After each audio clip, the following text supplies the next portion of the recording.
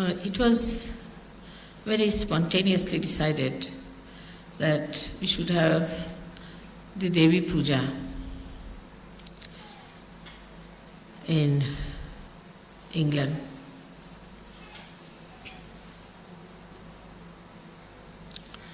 And this is the place where really Devi Puja should be, because it's the place of Sadashiva and where Adi Shakti should be worshipped.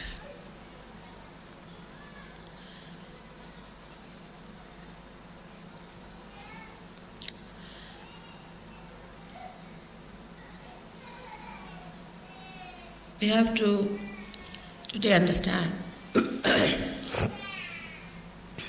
that why do we do Devi Puja? What is the reason for this Devi Puja? What do we get out of it? What are we supposed to achieve in our contents, within ourselves?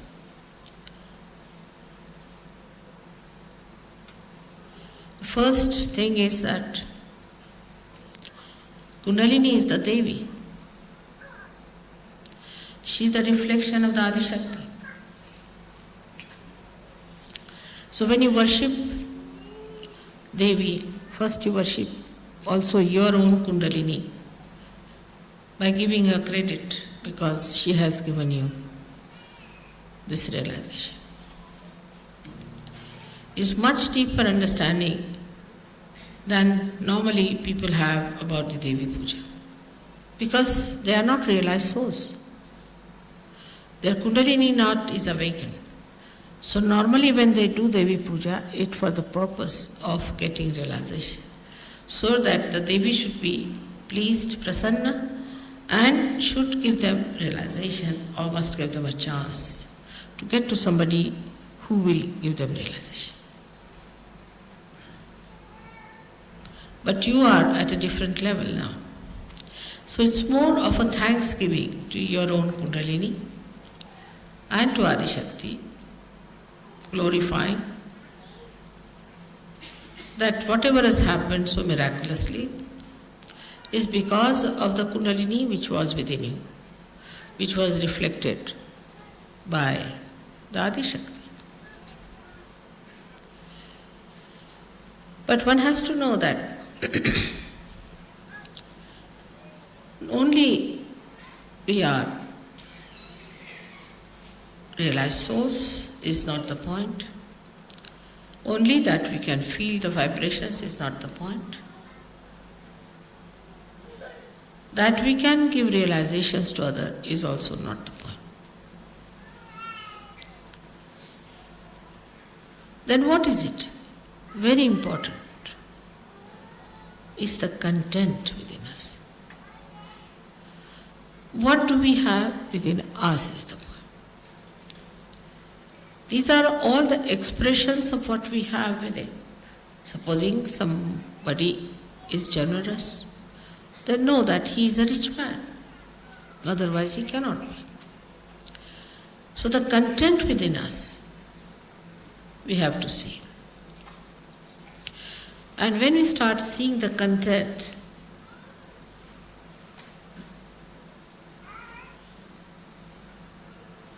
where do we find in the nature there is real content? We say the sea. Sea is there, sea full of water. So much of water it sucks in from everywhere. And then it allows itself to be boiled by the sun and gives rain.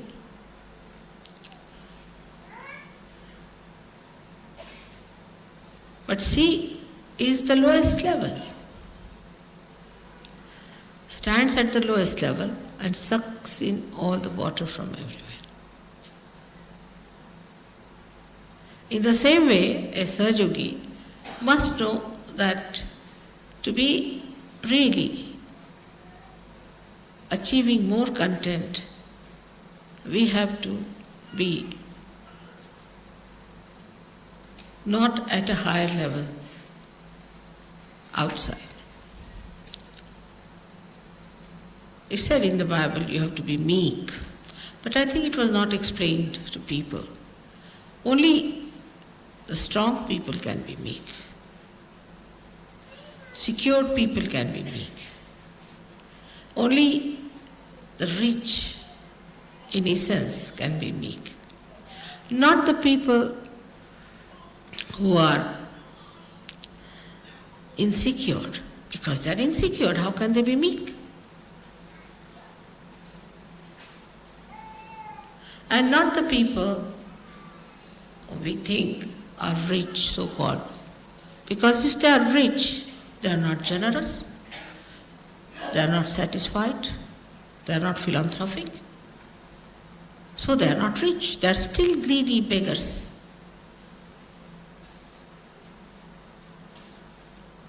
So the content within us is to be seen. What is our content?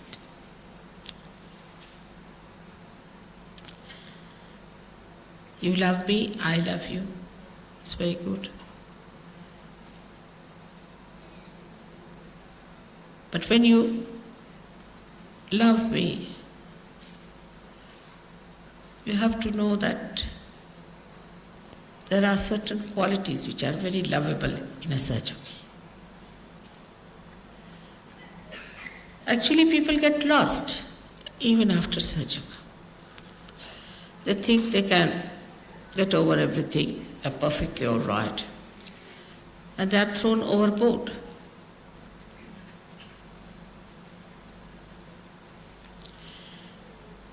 So when we say that we have to be meek, this is a content. The humility is a content. Try to that. Try to be humble with someone. You like yourself.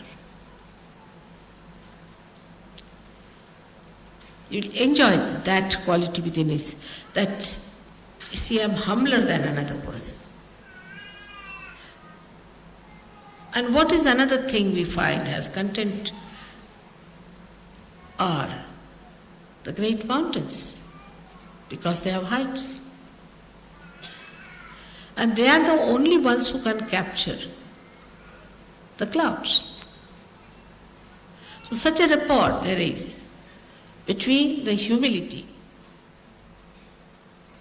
of the ocean and the heights of the mountain.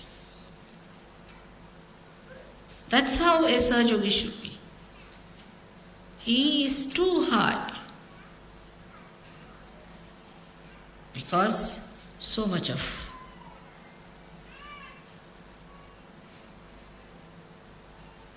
content is there in that ocean. Then it has become beautiful, like clouds. And touched his height, his Kailasha, where resides the Shiva. So it's so joy-giving. Of course, as you have painted me there, it's true, that was my situation once upon a time. Today also it is my situation, no doubt, in a very subtle manner, because there is so much of negativity. And I have to work it out on all kinds of levels.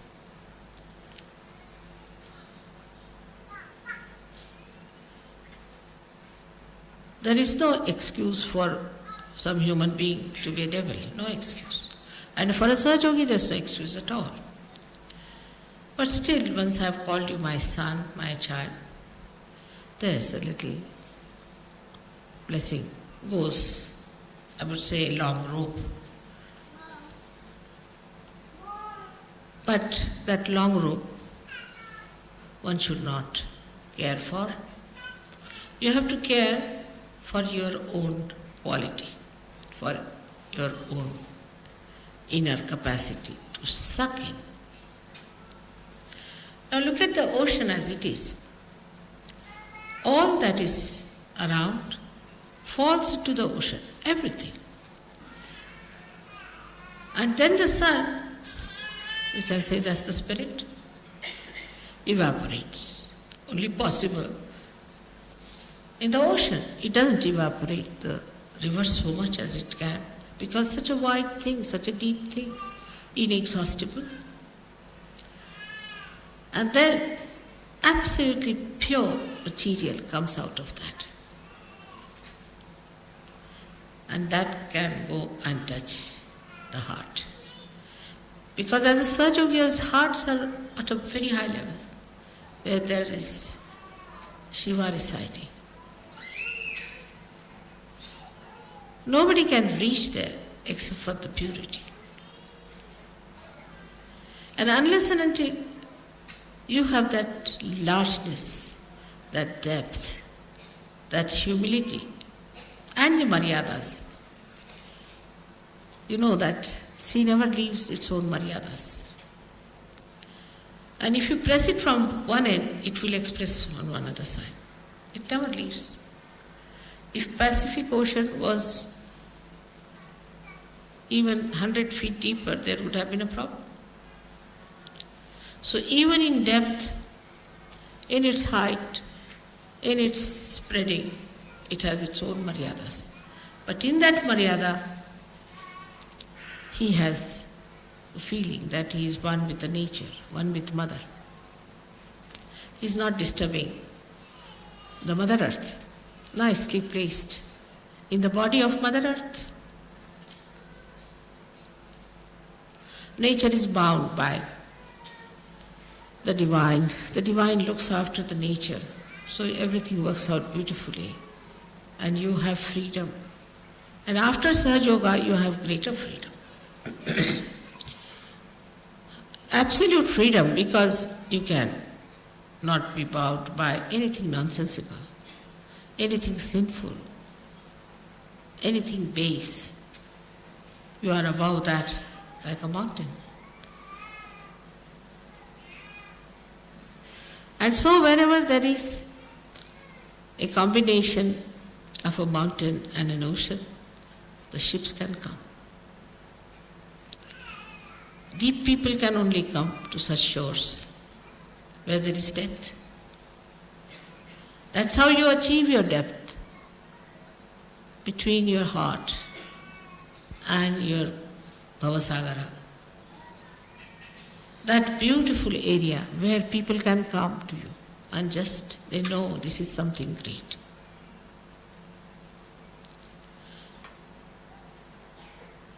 Everybody knows that. You have seen that I'm like any other woman to look at. I don't know, you might think I'm different, but normally. But how many people come to my program? How do they come to my program? Just think. In Colombia, where nobody had even heard my name,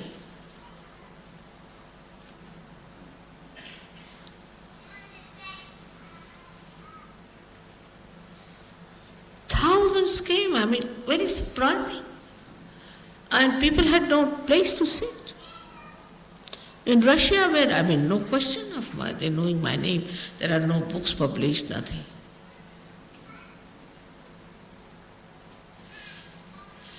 So, you can say that, Mother, you manipulate it through the collective unconscious. I do not, but it does. I think so. So when the Sahaja Yogis have that content within themselves, the collective unconscious, the divine, will act, definitely act. Like a person who is spreading advertisements, this, that, yes, people come because he takes money. They think they can purchase this bag. But where there's no money involved, no business involved, nothing, you people are just simple people, just like them. So,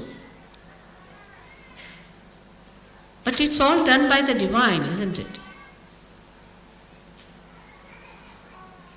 So the divine works it out. But if the Sahaja Yogis in a place are good for nothing,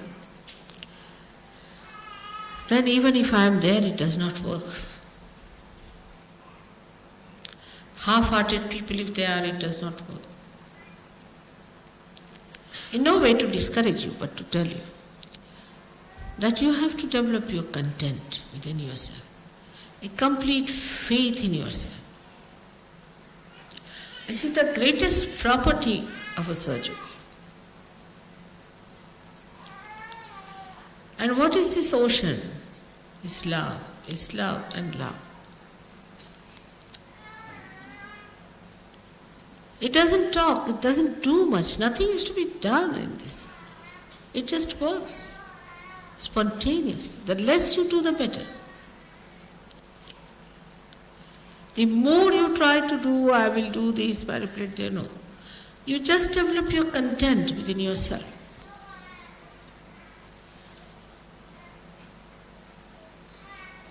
And imagine you are also lucky. You have so many provisions which nobody had. They had to go into jungles, they had to take all the wrath of their gurus and nobody to protect them. And they never had Adi Shakti to worship. So you have Adi Shakti with you, whose power is all this divine. So you are at such an advantageous position. But first you must realize. So when we say we should have content, then the vessel has to be strong. Otherwise, everything will break. And this strength is the one you should know, that you are completely protected. No one can harm you. They'll try. This has to be, otherwise how will you test whether you are absolutely safe or not? So somebody has to try some tricks just to see and for you to watch how you are successful. Without doing anything, you'll be amazed, everything will be cleared out. And you'll not know how things have cleared out, how things have worked out.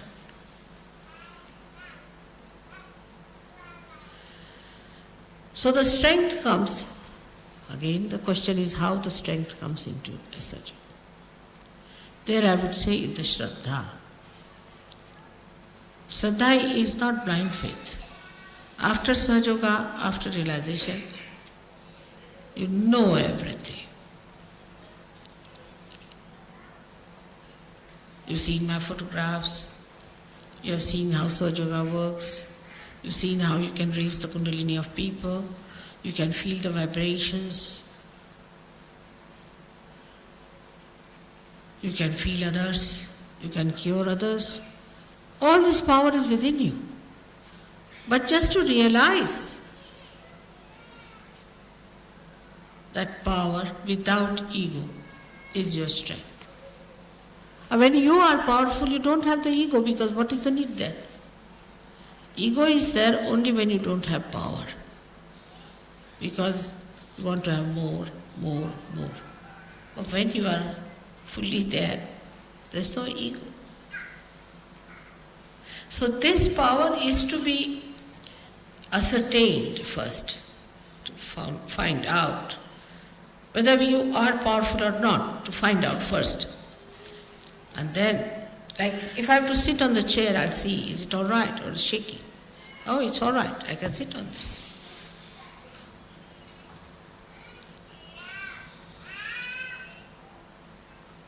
Some Sahaja Yogis still remain on the periphery. There's sometimes a very big gap between some who have reached great heights and some who are outside. All these are negative forces which were killed long time back.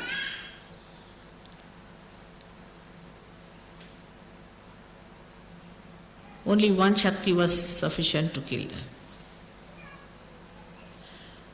Of Kali Shakti, Durga Shakti. But you have so many of them. You have Mahalakshmi Shakti. You got Saraswati Shaktis. You have all the 12 deities are there working for you.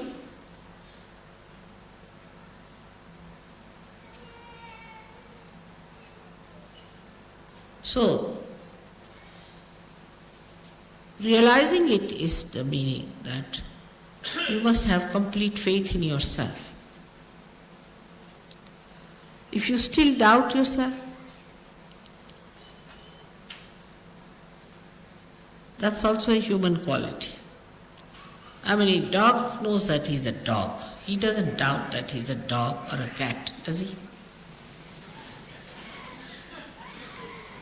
Or a tiger knows he's a tiger and he knows what capacities he's got. It's only the human beings have got, apart from other stupid qualities, is one this that they can doubt themselves.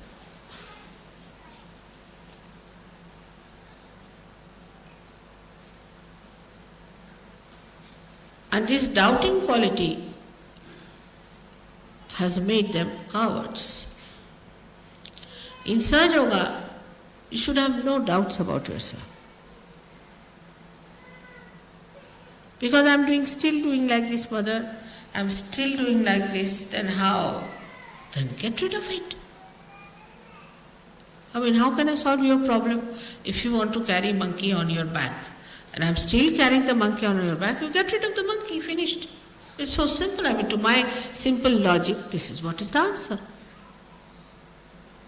Why do you want to carry the monkey and then come and tell me, mother, I am carrying the monkey? I can see it.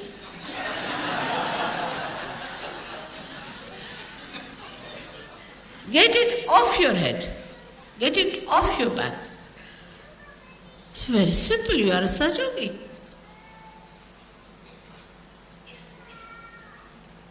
And this is what I found about Russians. They didn't have any monkeys, really. Very surprising. I think there are no monkeys at all there. None of them. No private problems, no public problems, no any other problem, nothing they discussed, nothing.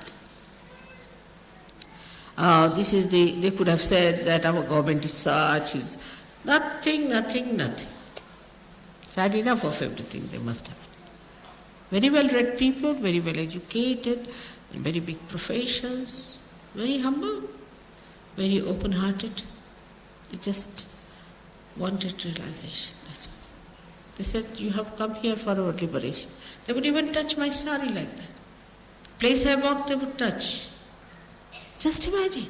Who has told them about vibration? I never said I am Adi Shakti. How did they recognize me? They developed that strength within themselves, that Shraddha. And they never talked about God in that country. They have some stupid people who have churches and things like that, and Islamic institutions. But most of the people are so strong, and the content is showing itself. Imagine every time they have a program, even now on follow-on, at least 1,000 people are there. In this England, we can't even get 1,000 for Devi Puja. And they come all the way from thousands of miles, from Siberia, this, that. And they have booked themselves because they are the halls you have to pay for. So, though the Sahaja Yogis don't take money, they pay for halls. But the mediocrity, to be on the periphery, not to work it out, take it easy, not the way for Sahaja. We don't have to kill demons. There's no need to join any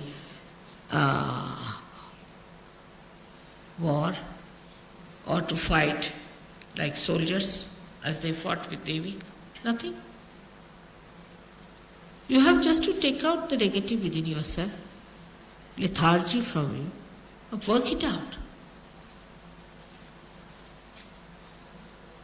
We say mantras, we know what are the powers of the mantras are, but you have to keep them awakened. For that, I have told you 100 times, you must meditate. Not the way to meditate, all right, it's like playing golf, sort. It's not that way. It's a serious thing. You're worshipping Adi Shakti with that complete understanding and dedication. You have to do it, not a mechanical thing. It's not a game. It's something very subtle and special. In no action we can describe it. It is just a very deep feeling. To that depth, no other feeling goes. With that feeling, you have to meditate. And then see the results. Many people say, I've done this, mother, I've done that, still. Because you are not deep enough. It's not how much you pray. It's not how many words you use for prayer. But it is how deeply you have touched the feet of the divine. That is important. So today we have to see that Devi is using her sword to pierce through our heart so that all negativity runs away. And through that, she wants to plant the lotus for Shiva to settle down. She wants to take away all that ugliness from within. It's like an operation. But so delicate and so beautifully done. You never even felt it. The other day, somebody gave me a book on the Devis, and the vibrations are called as span, that means pulsation. It's correct, no doubt. And it's called as anahata in Sanskrit language, meaning without percussions. But I was reading that book, I said it's like going round and round, up and down, going into this maze, that maze. How can anybody understand this book is so terrible? While I have said all these things are much more than this, and they know it so easily. If you read that book, 2 pages you'll get a headache, I tell you. But how the whole knowledge of Sahaja Yoga has come to you so beautifully. It's very remarkable.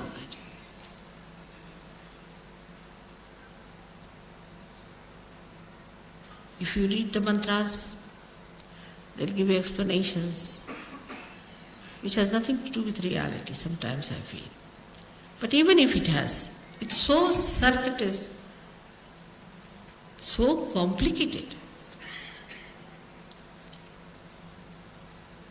I would say Adi Shankaracharya realized it, and that's why he gave up the idea of writing any treatise. He said, let's make it simple, the praise of the mother, finished. If you praise the mother, everything you get. But that's not, I find that's not so. It's easy. See, human beings are great experts. They can be just like radios, praising. Nothing goes inside the heart.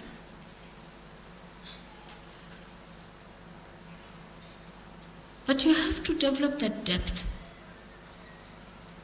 In Sahaja Yoga, we work through our heart, not through our brains. You have to develop that heart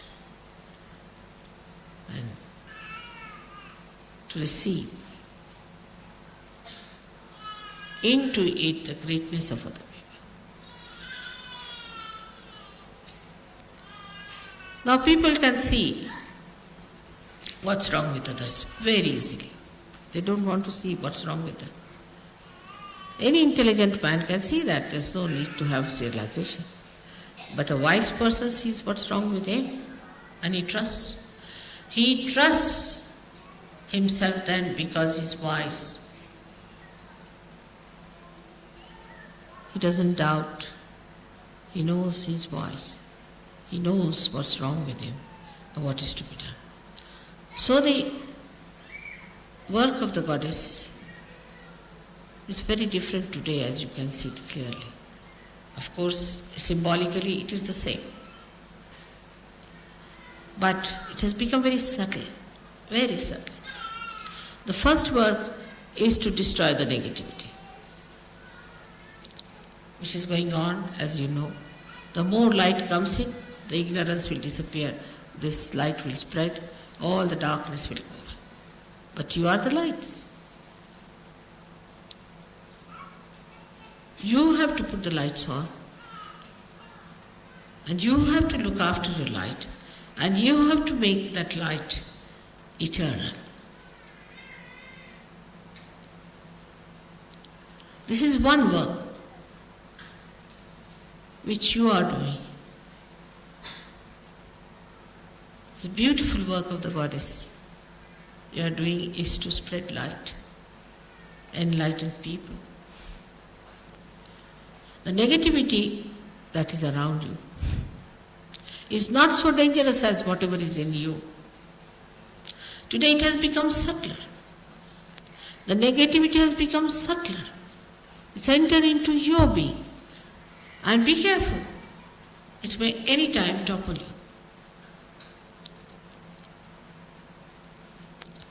Even one step you do not put right when you are climbing up, you can go down. So one has to be alert, without tension. You have to be alert without tension. And the alertness grows when the light goes within, you start seeing. Immediately you see, oh, that's it. So, I, the so and so, that's it. And you know how to correct it. And you know how to put it right. And immediately you take to it. Like a good sari now has something fallen on it. Immediately you clean it. In the same way, we have to be very, very alert. Daksha is the word for that. Now this was the work of the Goddess before. Goddess used to give enlightenment, and Goddess used to be alert for you. She would sit like a tigress for her children. They are praying, they are doing puja, they are doing some sort of a home, havana, so the Goddess would sit down, protect them from all negativity coming, all rakshasas coming, kill them, just do that. But that stage is gone now. Now she's entered into you. So you have to kill your negativity, you become as powerful as your mother. No negativity can touch you. So you can give realization, you got that power very well. And you can watch your defects more than that of others. And you try to put them out because they are not good, they are not for your benevolence, they are not for your ascent. By that, nobody is going to gain. At the collective level, it just works automatically. You don't have to worry. It comes to culmination and a person goes out. As if somebody runs up like a blind fellow on a cliff and jumps down. You don't have to worry too much about this. It just works. You have seen it has worked that way.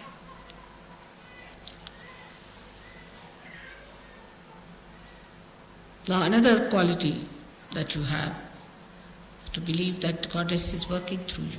In you she resides. You have got the powers. It's penetrated into you. Is that you can comfort people. You can cure them. You can give them peace. You can give them bliss.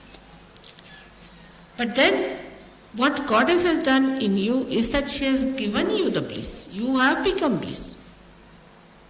Like they say a cool air conditioner, you get the cool from there. In the same way, if you are emitting bliss, you give bliss to others. But there is no bliss within yourself. But what bliss you can give to others? So a Sahajogi has to be a blissful like the Goddess. You see, she has very extreme characters, as you must have known that. She's extremely cruel. She can be very cruel. And she can be extremely gentle. like 2 ragas of yesterday. She could be extremely harsh, extremely harsh, beyond all human expectations. And she could be extremely mild.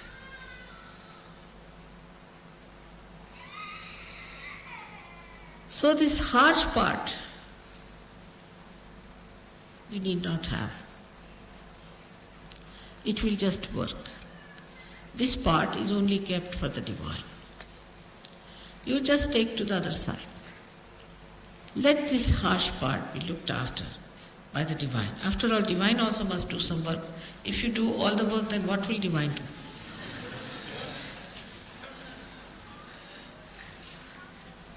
So the divine will look after that part.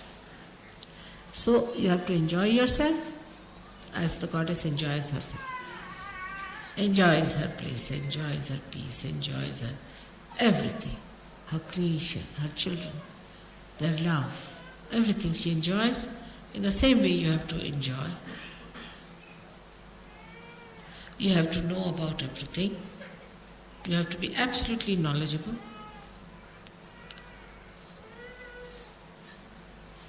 And nothing more is needed but just to say that, "Oh Divine, please protect us at the most." Even if you don't say it's all right, you're looked after. The divine is working round the stage. You don't see it, it's all there invisible. And you are on the stage. So they are looking out what to focus light, where to put, what light to put, what is to be done, what is to be changed around, everything they are arranging. You are nicely here. So you need not do all that work. You do your work of acting and saying dialogues. That's your work. Let them do their jobs. They are doing very well. They are excellently placed and they are experts. So to leave certain things into the hands of the divine is what we call as surrender. And that much of is if done, then most of your things will work out so miraculously. You'll be amazed how it has worked out. We never expected how things we got it done. There's a very, very big force working. The force, the energy, which is the source of all the energies, which has created this great universe, which has created this Mother Earth, created this sun, which has created you very delicately. This force is working. And that force is looking after you. So proud of you that you have come on the stage now.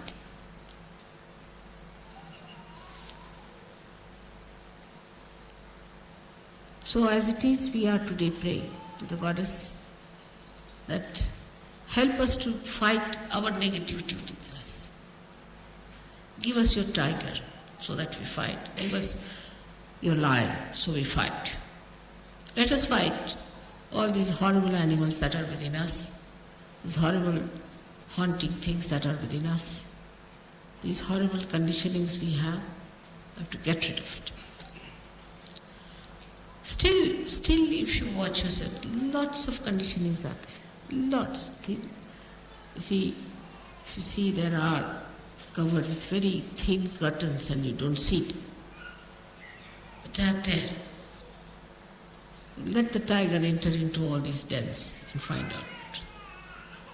And you enjoy that, riding over the horse, riding over the lion and riding over the tiger. Like a goddess, why not? After all, children get all the heritage of the mother, don't they? So you have all the heritage available to you. But you have to be worthy in the sense that you have to know that you are worthy. That's all. You have to just know that you are worthy. and that you can do it. So again, today we are here to do this puja, which would have been in Perth, but somehow or other it was not so. And is luck for you to have this puja. And it is something of a very deeper nature, very subtler nature. Like your blood it is, because on these 7 days they say the goddess has to wear the red all the time, because it's blood. And the first color you see in the womb of your mother is red. It's the security. One side is the red rag, another side it is the security. So for you it is the security. Around you, every place you go, it is there. Just feel it. You have entered, I must say, into the kingdom of God, no doubt about it. You all have entered. So beautifully you are settled down. May God bless you.